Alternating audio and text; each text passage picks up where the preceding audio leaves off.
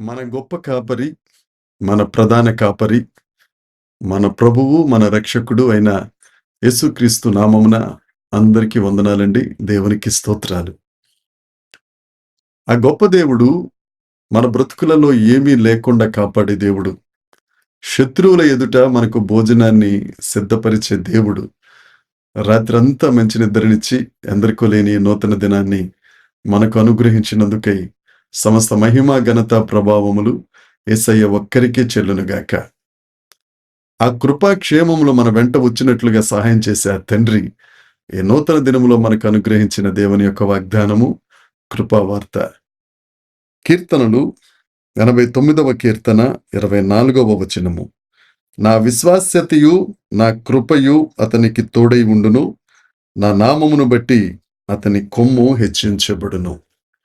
దేవునికి స్తోత్రం కలుగునుగాక, దేవునికి మహిమ కలుగునుగాక. ఈ కీర్తన ఎజ్రాహీయుడైన యోతాను గారు రచించిన కీర్తన. అయితే ఈ కీర్తన అంతటిలో దావీదును గూర్చిన వివరాలు మాత్రమే ఎక్కువగా కనబడతాయి.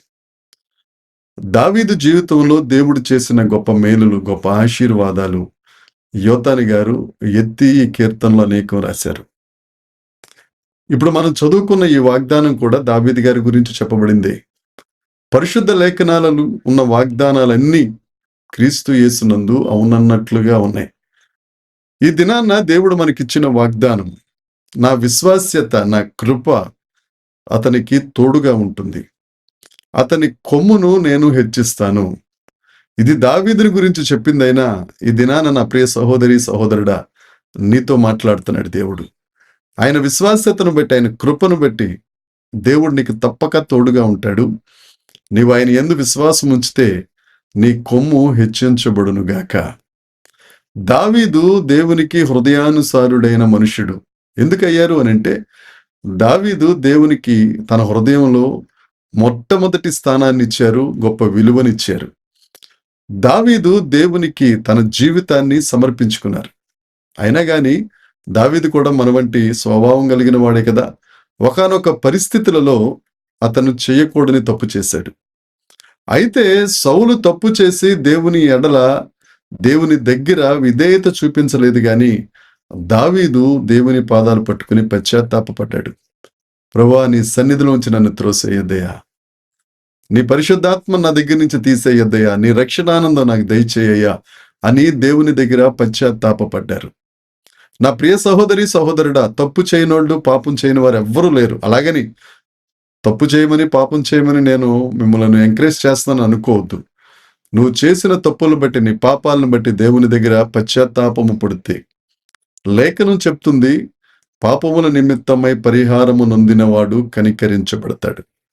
ఎవరైతే యేసుక్రీస్తు ప్రభు దగ్గరికి వచ్చి తమ పాపములను ఒప్పుకుంటారో ఆయన నమ్మదగిన దేవుడై ప్రతి పాపము నుండి, సకల దుర్నీతి నుంచి మనలను విడిపిస్తారు, మనలను క్షమిస్తారు. అంతేకాదు తన విశ్వాస్యత, తన కృప మనకు తోడుగా ఉండునట్లుగా ఆయన చేస్తారు.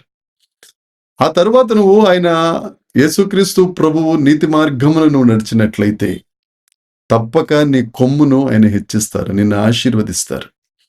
ఆయన మహిమ నీ మీద ఉదయించినట్లుగా చేస్తారు. నువ్వు ఆశీర్వదించబడాలని, నువ్వు ఒక ఉన్నతమైన స్థితిలో ఉండాలని దేవుడు ఆశపడుతున్నారు. అబ్రహామును దేవుడు ఆశీర్వదించారు, యోసేపును ఉన్నతమైన స్థితిలో ఆయన ఉంచారు. దానియేలును దేశం కాని దేశంలో 4 తరాల వరకు 4 రాజులు మారినా గాని దానియేలును ఒక ఉన్నతమైన ప్రధానమంత్రిగా ఆ బబులోను దేశంలో దేవుడు ఆశీర్వదించారు. ఆయన నిన్ను కూడా ఆశీర్వదించాలి, నీ కొమ్ము హెచ్చించబడాలని ఆయన ఇష్టపడుతున్నారు. ఆయన విశ్వాస్యత, ఆయన కృప నీకు తోడుగా ఉంటుంది. నువ్వు చేయవలసిన పని ఏంటి అంటే ఆయన దగ్గర పశ్చాత్తాపపడాలి, ఆయన ఎదుట సాగిలపడాలి.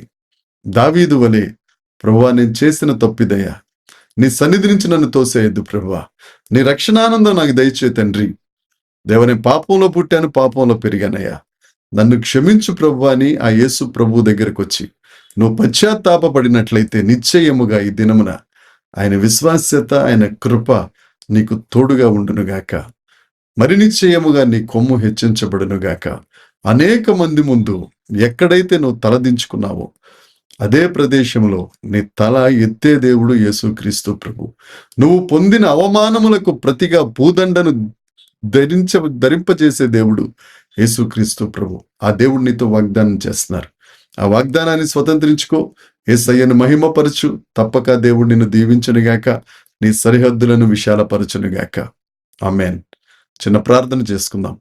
పరలోకమందున్న మా తండ్రి, పరిశుద్ధుడా, కృపగలిగిన దేవా, జీవము కలిగిన మహా తండ్రి, నీకు వందనాలు ప్రభువా.